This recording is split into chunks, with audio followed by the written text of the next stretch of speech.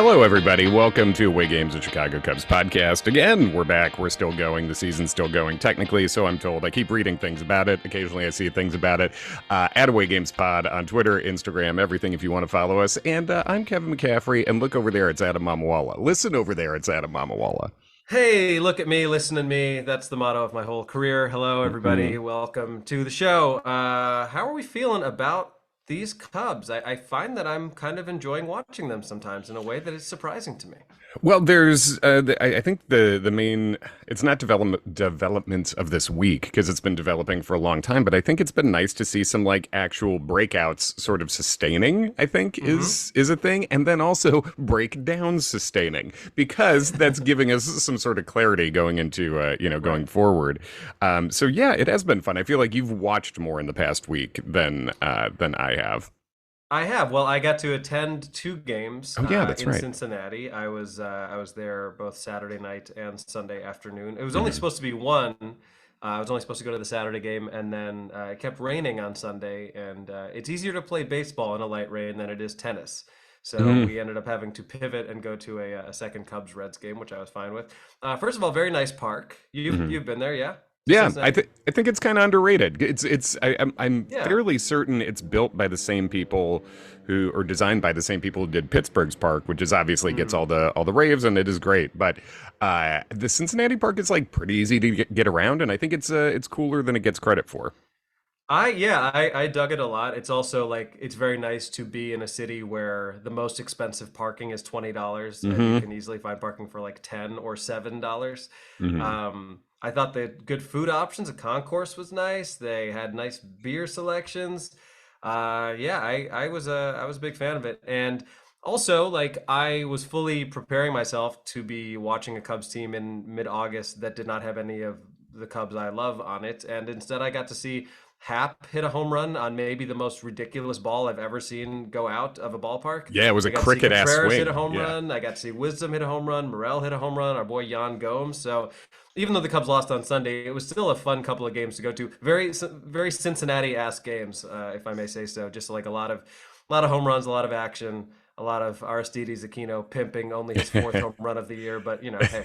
Sure, but did Aquino have a 3 home run game against the Cubs, I want to say, or did he just like hit a home run every day for a while? I remember him going like nuts on the Cubs. Yes. What I had heard about him was that in 2019 he came up and set the world on fire. He hit 14 home runs in his first month in the majors. And a lot of them I think were against the Cubs during that stretch. Right, Shane I feel Spencer like ass. Yeah.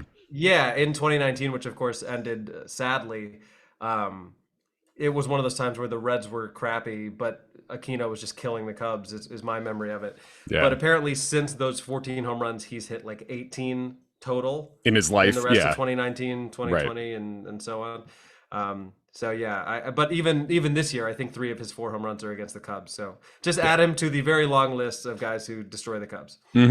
But as you said, it's like you get to see some of the stars still playing, and Wilson obviously fucked his ankle up in the in the Field of Dreams game, but like Yeah. kept playing in that game, which was weird. But it seems like he's off today. We're recording this on Wednesday, but he's been playing.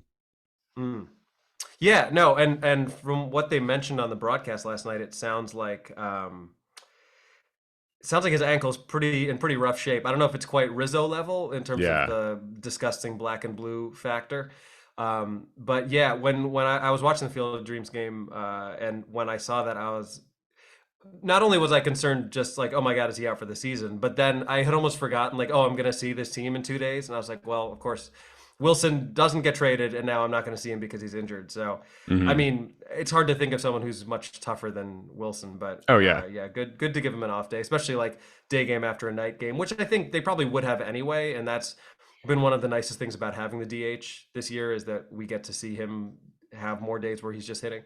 Yeah, at this point of the year, I used to be staunchly anti-DH, and then I was sort of like, well, it's coming anyway, so I was sort of just defeated about it, like, fine. And then now I'm like, all right, I do like having another hitter in there. I think I'm fine with it, and it is a nice option, even if your team doesn't have that many hitters, Right. as ours have. And as we're talking about, so yeah, I mean, like talking about the stars are still there. Him and like Ian Happ obviously hit the crazy homer off his kneecap in that game, basically. but also he's just been great lately. He's been great all year. He's been Yeah. phenomenal, yeah. And I Mhm. had moved Cincinnati. It was more along the lines of a park where you can kind of sit where you want to, like depending Yeah. on what time of the game. Like they weren't really checking tickets that much. Hmm. So I think the inning before that Hap home run, I had moved down to like 10 rows behind the Cubs dugout. So I had a perfect clear view of that ball going out to right field. That's fun. I couldn't fully appreciate how hard of a pitch that was to hit out based on the angle that I had, but it was pretty cool to be able to watch that. And then I mean, speaking of the DH, like on Sunday, the Cubs 8 and 9 hitters went back to back. Like Gomes and Hmm. Morel were in the 8 and 9 spot, which the idea of any 8 and 9 going back to back in an NL game, unless it's Lester smacking the one out, you're probably not going to see it. Right, exactly. And Morel has been like this week a little better, but like obviously was slumping for the weeks prior to that, and now so it was nice to see him hit a center oppo homer in Hmm. that game, and relatively easy park to hit homers in, but still. And I think Morel's a guy who it's been nice to see level out here. Obviously, he was so hot for the first couple months that it seemed like is this a real thing? Is this like a Right. a just sub-star level guy? And I think now we're seeing him sort of round into shape where I mean, if he can have what he's done to this year, including the big slump up to this point, and if you can just map that onto next year without any growth, even that's a guy who I think on a contending team you're happy to like start sometimes, to start like 3 or 4 games a week, moving around to different Hmm. positions, and sometimes fill in for longer than that. So that's been nice on his behalf. And then also Justin Steele is real. Like there's Hmm. just nothing else to say at this point. It feels like it's not even. I mean, this is his first full season starting at the major league level. I'll read off the numbers. His ERA plus is at 121, which means he's 21% better than league average. He's sitting here. We're in mid-August, his first full year starting. He's got a 3.43 ERA, 107 innings pitched, 111 strikeouts, more than a strikeout an inning, and his FIP, fielding independent pitching, is even beneath his ERA. The FIP is at 3.21, which typically you can use Hmm. that to sort of predict. And we've seen in fielding independent pitching, would anyone love fielding independent pitching more than Justin Steele? I feel like everyone forgets how to play defense when he's on the mound. Right. I mean, it's reminiscent of, I feel like Hendricks used to be the person who would just never get run support for whatever Yeah. reason. I feel like Steele is the person who now just never gets defensive support. And even last night, you see a game where he pitches great, the Cubs are up 4-0, and then the defense doesn't let him down, but the Yeah. bullpen lets him down. So really reinforcing how useless pitcher wins are. Like I don't know what Steele's record even I is. think I'm he's sure you four could and tell me, seven but or like something, but that's right, crazy. yeah, it's going to Four be wins? Yeah. exactly, yeah. And meanwhile, not that Keegan Thompson hasn't been good, but he was going for his 10th win. Hmm. And I don't know that you can necessarily make the case that he's had a better year than Steele. I think Steele, especially in the past month or two, has been clearly the best pitcher on the Cubs. Yeah, I mean, I think Keegan Thompson for sure has not had the Justin Steele. I think is clearly ahead of Keegan in the sort of where you slot them in going in next year as starters, and part of that is because just Keegan started the year obviously so dominant out of the bullpen in those couple inning bullpen stints. So Keegan has had to make the transition that Steele made last year when Steele started doing exactly what Keegan did out of the bullpen, then went back to AAA to stretch out, came back up. So Keegan's kind of doing Justin's last year right now, but as a Right. starter, Keegan's ERA is I think just under 4.5. So Hmm. his ERA is being buoyed off of that sort of early year relief work, and we've seen him pitch great and deep into games a number of times as a starter, but also have a couple of blowups that hurt that ERA. So, I mean, I think they've both established themselves as guys like I think Steele's just in your rotation next year. I think Hmm. that's not a question. And I think Keegan Thompson is a guy who you're looking at as like hopefully your 5 starter, probably like going into next year, your Right. 5 or your 6 or something like that. Is what you're looking at. So I guess I mean we can't really talk about it in the context of this current rotation because Hendricks is out and Stroman is kind of up and down. But in in an ideal world where the Cubs go out and sign some big pitchers, do you see Steele being like your solid number 3 guy? What's your ceiling for him? Yeah, I mean, I'm hesitant to put a ceiling on it because, I mean, strictly because he has I love outlier stuff. I love, unless it's anything that dopey Malcolm Gladwell writes about. I like every Mhm. other outlier thing. I like outlier ability. I like that kind of thing. And Justin Steele, there's something about it. He doesn't look that weird throwing the ball, right? It's not a particularly deceptive seeming delivery, but his fastball particularly just does something weird and nobody squares it up. In terms of hard Mhm. contact giving up, you look at the list of leaders, and he's mainly around a bunch of like one inning reliever guys who are able to keep contact down at this level. So he's clearly got something weird about the movement on his fastball, the delivery, some combination of these things that does seem to be sustainable. The slider is getting even Mhm. nastier. He was talking to, I think, Sahadev yesterday, but talking about how basically now he's got the two main pitches he leans on, and going into this offseason, his main goal is to like really get a third and a fourth, like to sort of like be able to lean on more. And the way he's been missing bats, a starter striking out more than a hitter an inning, it's hard to put a ceiling on him. I mean, like you would say maybe a two, but these are kind of number one starter things too. So Yeah. I don't. He's 27. He's not like super duper young, but also, I mean, like Robbie Ray's a guy who sort of broke out later, and I don't know that you Steele is can. 27? Yeah, Steele's 27. Hmm. Yeah, and so Somehow is I thought he Keegan. was younger than that. Okay. Yeah, well, it's like they both because Steele missed a couple, like I think a whole year and parts of a couple years with injuries, so it Mhm. just took him longer to come up, even though he pitched great in the minors before that. So yeah, but I think you Justin Steele this year is pitching like a number three on a playoff team. Like if the Yeah. Cubs are a very good playoff team, Justin Steele's getting a start. It's hard to look at the rotations of the teams that are playoff teams that Justin Steele wouldn't get a start in the playoffs for, Mhm. and that's exactly who the Cubs should be trying to get in their rotation. Right. And it's particularly satisfying after many, many, many years of the Cubs not producing any homegrown starting pitchers. Yeah, I mean Justin Steele is one. He was drafted in the fifth round, and Dylan Cease was picked in the sixth, or vice versa. But in that one draft, would have been nice to have those two guys coming Oof. up right next to each other. Yeah. But yeah, I mean, I think so. Him giving us someone who you can just knock on wood about health. That's in the rotation. And then that tells you again that one of the main things the Cubs have to get this offseason is a top of the rotation dude, a Rodon, Mhm. or yeah, or someone like Rodon, which that is a silly thing to say because there just aren't that many Right. Rodons, you know. Um, but yeah, And Steele consistently giving us great GIF options almost every start. as we know, Steele is a big football fan. He loves the Saints, and he also loves his college football a lot, and he has sort of that like football emotion on the He's got mound. that dog in him, as He's they got that say. dog in him. Yeah, exactly. And it's a lot of good Steele gifts for sure. What else has stood out to you? What were your impressions of the Field of Dreams experience and game? Obviously, it was nice to get a win, but I don't know. I thought it was pretty enjoyable. Yeah, I thought it was fun. So they're not doing it next year because of construction around the field, and I think that's fine. I think the game is a lot of fun, it makes me think of the NHL experience with doing the outdoor game on Hmm. New Year's Day. Like I love that, but Yeah, now they do like several games a year like that, and it makes me not care about any of it it. cheapens it a bit. Yeah. So it makes me think like I don't know. I'd be cool if this was an every other year kind of thing, Well, even. apparently it won't be next year because they're expanding it into some huge complex or whatever it Yes, is. exactly, Yeah. because of construction. But yeah, I thought it was fun, and just anytime Joey Votto's mic'd up, obviously that makes everything better. Yeah, I love Ian Happ, but I mean, objectively, Yeah, the Votto mic'd up was way more interesting. Votto might be the best. I mean, he's like probably the best mic'd up in baseball, and Ian Happ was great Yeah. too. I mean, like whenever you can mic up these guys, and it's sort of about like treating the game. My wife watching this could not believe this game counted, and it is weird that this game does count. I mean, it doesn't because they're the Cubs and the Reds, but Right. in the official standings, it does count. Mhm. So that's weird. And sort of with the mic'd up thing, I'm like, it's weird to be mic'd up during a game that matters, I guess, but also. It is, yeah. I don't give a shit. I enjoy it and Right. it's fun, you know?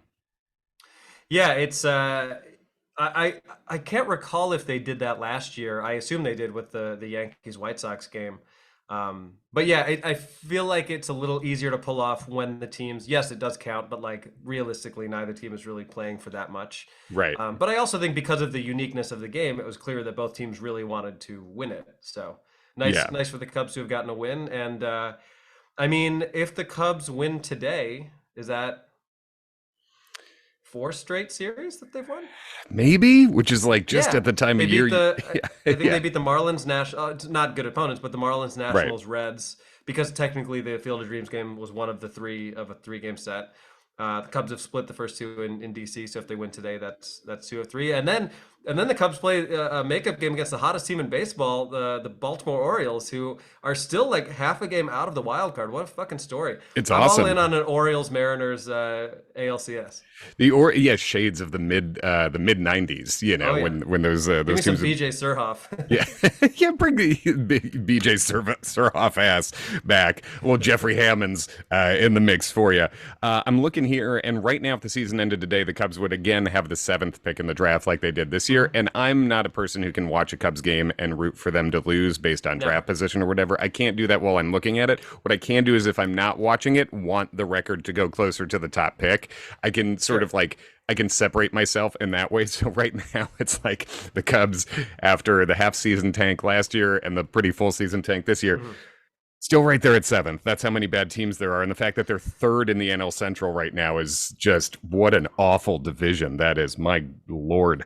But they're 6-4 over the last 10. Yeah. As the Baltimore Orioles are 61-55 as I'm checking the standings right now. Well, and there is, I do think that there was a path for the Cubs to have been like a 500-ish team if everything went right. Like if everyone stays healthy and if you win more of the close games that the Cubs have lost, it does, let's say the Cubs are what, 20 games under 500 right now, something like that. If you split the difference there and you win 10 of those 20 games, that I think even after winning last night, the Cubs went to like 5-11 in extra inning games. So they could have been a little closer to 500. I still don't think there's any scenario where they wouldn't have sold off No. pieces at the deadline. But the point being, like, in some ways, this is kind of a good scenario where we're seeing a lot of guys develop. Yeah, the Cubs are losing close games, they're losing frustrating games, but it ultimately doesn't matter for right now. They might get a better draft pick out of it. And as long as you're seeing the people develop that you want to, and getting some clarity on people that, like, maybe you DFA Rafael Ortega I if think he you have keeps to. running. And like, there are just people like that where, as you alluded to before, we're getting some clarity in both directions here. Yeah, I think like it's my least favorite prediction to get right on our preseason season previews, but I think one of the questions we do is regression every year, and I felt like it was cheating, but I think I said Ortega and Schwindel is currently in Right. AAA, and Ortega is sitting here with an 84 OPS plus, which means he's 16% worse than league average in OPS on base plus slugging. Great base runner, though. Yeah, great base runner. I didn't see it. Explain to me what happened yesterday because I saw everyone was losing their mind on Twitter. So if you didn't watch the game, tell us what it is. It was a very weird situation. So first, what happened was Hap was the ghost runner. Then McKinstry had a nice piece of hitting, got him to third. So it was first and third. Then I guess would it have been Ortega? Someone hit a ground ball, and McKinstry ran into the second baseman. So he made the tag, didn't throw it first, Hap scores. Then the umpires talk about it, and they're like, no, you ran into him, so you're out. And also Ian Happ has to go back to first. So now it's first and third. I think the next person was like hit by a pitch or walked. Bases loaded, one out. Contreras hits a fly ball to left. Hap is going to tag and score easily. And for some reason, I don't know if Ortega was trying to draw a throw, but he tags up from second to go to third. The only thing I'll give him is that at least he didn't run it directly into the out because he might have been tagged out before Happ had crossed the plate, which would have been disastrous. Yeah. But basically, he just didn't commit and then was hung up between second and third and was tagged out easily. But there was absolutely no reason for him. Like, there wasn't going to be a play at the plate anyway. Yeah. You knew the throw was probably coming into the cutoff man, and he just took off, Just killing the inning. from second Yeah. to third. Yeah, and then ultimately the Nats tied the game because the Cubs had only scored one. Yeah, and he's been a bad base runner this whole year. He's been a bad base runner this year. He gets his stolen base percentage might be under 50%, I think, or it's close to it or something. He's just, and this is a guy who's what, I think 31, I want to say, and You thought if he hit like he did last year in the weird breakout, he could be the left-handed hitting side of a platoon, maybe. No, he was last year's Robel Garcia. Like Yeah, and it was this not is sustainable, yeah, probably. and Robel's even shown like more power in other in a sustainable way. So I think like Ortega, he had a nice year and a half. I think it's time to move on from there because you have guys like Narciso Crook, who's killing the ball in AAA. You just have enough spots here where the at bats have to go somewhere else. You're not going to hang on to Ortega next year. You shouldn't. You should not have a place for him. God bless. Good luck wherever he goes next. But that's not. I mean, this is why it's such to me so unacceptable for a team at the Cubs level to be trying to build around like such a high percentage of your roster being like weird waiver wire pickups that you think maybe you know something about. You should be making stronger moves and committing to more of your roster than funneling so much of it through weird waiver wire late career breakouts. That's just a small market thing to do, and this shows you the downside of that. An upside thing, though, in terms of breakouts lately, Nico Horner is up to 4 WAR on the year, depending on which one you're looking at. Can we please Atlanta Braves him and offer him an extension right now? The Atlanta Braves, as you're alluding to, just extended Michael Harris for I think it was 8 Yeah, years, 72 million. I want to say, yeah. and Kind this of is like the Albies deal. The Braves do that. the Acuna deal too. Yeah. This is Austin Riley was it was a bigger money thing, but you're the defending world champion Braves, who make a lot less money than the Cubs do, have found a way to extend good players they have. Must be nice, cool. Nico, as you say, would be a good option for that. He's hitting 306 with a 119 OPS plus, 19% better than league average. And what I really like is these numbers here: 18 doubles at this point of the year, 7 homers, 13 steals, 1 caught stealing. This is the anti-Rafael Ortega, where we have the efficiency there is right. We know Nico Horner's sprint speed is pretty elite. And this year, it seems like he has extended that into being more of a threat on the bases. And with 7 homers, I mean, if you can get Nico's defense at short or second, hitting 300, because he's not going to take a lot of walks. But if you're getting close to 10 homers and 20 steals and good doubles like that, it's a borderline all-star. And he just seems to, I'm sure you could look up the stats of average exit velo, but he just seems to always hit the ball hard. It's a little, I don't know, Pedroia-esque, I want to say, but with better defense, better Yeah. defense, like less power, certainly. Is But a Sandberg comp ridiculous? I I think mean, that's like the ceiling of what he could be, I'm saying. yeah, I mean, Sandberg's got way more power and also had like a Yeah. 50 steal season, I want to say. So yeah, Sandberg, the power and speed combo is not Sandbergian, but what is the is I mean the Gold Glove level defense at second, and stuff. So, I mean, I think I think, as you say, it's a great opportunity to buy out some arbitration years at a time when maybe Nico will, would be open to something like that and lock in a good roster spot for a while, please. Yeah. Yeah. So, Do you think the same could be done with Hap, or do you think they'll just kind of let the contract run out after next year? yeah, I mean, I think the same could be done with Hap. Except in this case, you're only buying out 1 arbitration year. So as a Right. team, you don't have the same kind of leverage. But if you pay him a fair wage that you can absolutely afford, yeah, I would love to lock up Ian Happ, another professional switch hitting bat in that lineup that is otherwise extremely right-handed going forward too. I think would be great. Well, you tweeted this last night, kind of what you would like the Cubs to do in the offseason. And we also were making fun of the fact a little bit that, like, it shouldn't be groundbreaking news that a major market team is hinting at the fact that they're thinking about entertaining the idea of circling back about spending. Yes, exactly. It was bumming me out in the Emperor has no clothes way, watching the media and some relatively good tweeters usually covering look at it. It was sort of, it's like the gif of Charlie Day sort of like doing a bunch of math in his head and like doing conspiracy shit to be like, Ken Rosenthal mentioned this about the Cubs spending and getting one of the shortstops, and then Ricketts went on and said that went on the radio and said that this is not the level that Cubs fans should expect, and that they will be active in the offseason. It's like, this should not be conspiracy news that a top 5 money making team might spend some of that money, but that's how they have sunk the bar to leap over to subterranean levels. The bar is in hell and they're still tripping over it, but they're getting everyone excited over the fact that they might be barely acceptable for Right. what they are. Well, let's assume that they are, which is Yeah. probably a bad assumption. What do you want to be done?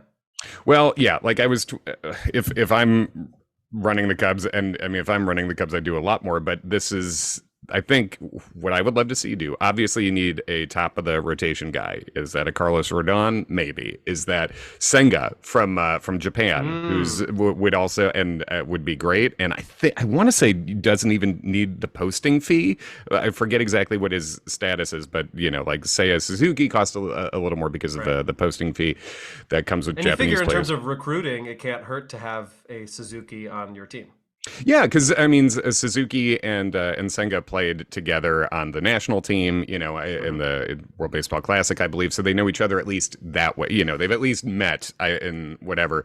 So can't hurt. And we know that Yu Darvish told Seiya that he liked being in Chicago too. So I mean, Hmm. this is all good. And Senga would not cost a draft pick either. So I think you have to get just whatever the top of the rotation starter is, you need one of those. So Hmm. you get one of those. I think you have to get one of the elite shortstops, which is also what we said last year in the best shortstop free agent class ever. And then this is, maybe the second best or close to it, where you're going to have Correa, who will not be tied to a pick. And then Trey Turner, Xander Bogaerts, and Dansby Swanson. Although I wonder if the extension for Harris makes Swanson more likely to leave Atlanta if they're not, I think it might, yeah. because I think people were assuming he'd go back originally. But I think you need to pick a very strong bat from that group. And I think a lot of people are like, Nico's been so good at shortstop. Don't get a shortstop. No, you get the best players, and and we'll figure it out later. Yeah, and then Nico can be an elite second baseman. I'm fine with that too. And then Yeah. if the shortstop gets injured, we know Nico can go over there, so that's fine. I would extend your catcher that you already have, who's over Hmm. 3 wins on the season, and I would just Yan keep. Gomes. Yep. Yeah, exactly. Gomes for life. And yeah, I would extend Contreras. And then I think you just have to find one more significant bat on and then you're talking about something that's an interesting team. Who we got at first base? Well, I would put Anthony Rizzo there once he opts out. That's of course what I would do. I mean, Josh Bell's also going to be a free agent who's been tearing it up this year. Yeah, but I think that's clearly a place where you can afford to just like get a guy who's. I mean, Rizzo gives you the defense also, but like you can just stick a big bat over there at first. Yeah. Well, after the Yankees get knocked out of the playoffs by the Orioles, I think maybe Rizzo will be ready to come back to Chicago. Hey, I would love it. Of course, it's never going to happen. We know the two least likely things that I just said to happen are the guys who love playing for the Cubs not playing. They will not be on the Cubs. It feels like. I would love to be wrong, but yeah, I think as you said, seeing the guys who have sort of established themselves now, you can start dreaming about next year, and that's great because that's the next one that matters. Yeah. Yeah. I don't know if you have any other Cubs stuff, but what a whirlwind of emotion for Padres fans. Hmm. How do you feel about Fernando Tatis? Well, a guy who has him on my fantasy team this Not year, I great. feel yeah, not great. I have him. It's a 5 keeper league, and I have him, Bryce Harper, Mike Trout on in my keepers, which is I have Trout. fantastic. Yeah. Except Yeah. none of them play. Well, Trout might be back supposedly. Maybe, and Bryce Harper's taking swings now too. But yeah, I think the biggest bummer is like seeing the people talk about Tatis. I think it seems like no one likes him. It seems like no one on his team particularly likes him, and it's not a new feeling. Yeah. So I think and I saw like some people being like, "Oh, how dare an executive talk about this and be so scolding about it?" And I'm like, could not be more pro player. I'm a Hmm. sicko leftist, like fucking, workers' rights, everything. Uh, but you're allowed to be mad at a cheater who also injured himself for the year after getting a $300 million contract Yeah. riding his bike, Hmm. like riding a motorcycle that he wasn't supposed to be doing. So it sucks that Fernando Tatis kind of sucks Hmm. to this point as a teammate. Yeah. Yeah. I do really. I only know one huge Padres fan. You know him as well, John Ozole, and Yeah. I had texted him a couple weeks ago, and I just said congrats, and he was like, I hadn't even heard the news, but I know exactly what this means. Mm. When the Padres got Soto, but yeah. I want to. Tatis is fun. Like I feel like that year where both Watching him Tatis and super Barrera fun. were breaking out was Hmm. really cool to see. But yeah, he does seem like kind of a douche. So we'll see how Hmm. it goes. Also, you mentioning how pro player you are just jiggered something in my brain to remind me of how funny and ironic it is that the Marlins Stadium used to be called Pro Player Stadium. Just a team that would consistently trade away their best assets all the Yes, time. famous fire sale, multi-time fire sale team, So pro they moved player. to Pro Owner Stadium. Yeah. Also, it's just like as a phrase, pro player stadium. It's like, well, I hope they're professional. This is really setting the bar pretty low. You should be We paying them. promise they're Yeah. pros. Yes, exactly.